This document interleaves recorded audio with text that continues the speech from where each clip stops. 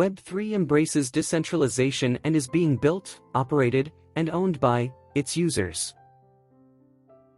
Although there are several advantages to using Web 2.0 technologies, there are also issues that require awareness and attention.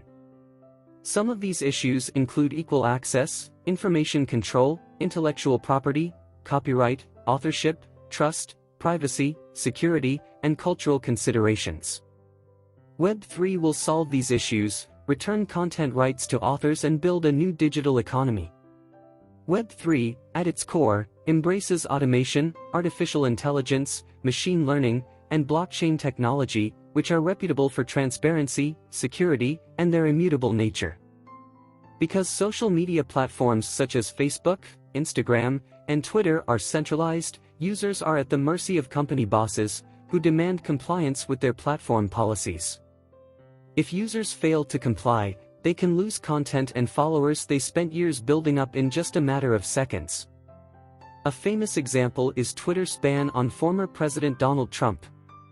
While you may debate Trump's views, the decision by Twitter management did not include millions of Twitter users who make the platform so valuable. It showed how little control Web2 users hold over Twitter's decisions related to their content, even though they are the ones creating value for the company. Web3, fast approaching.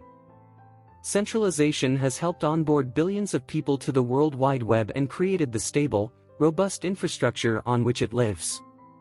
At the same time, a handful of centralized entities have a stronghold on large swathes of the World Wide Web, unilaterally deciding what should and should not be allowed.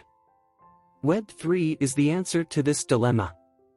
Instead of a web monopolized by large technology companies, Web3 embraces decentralization and is being built, operated, and owned by its users.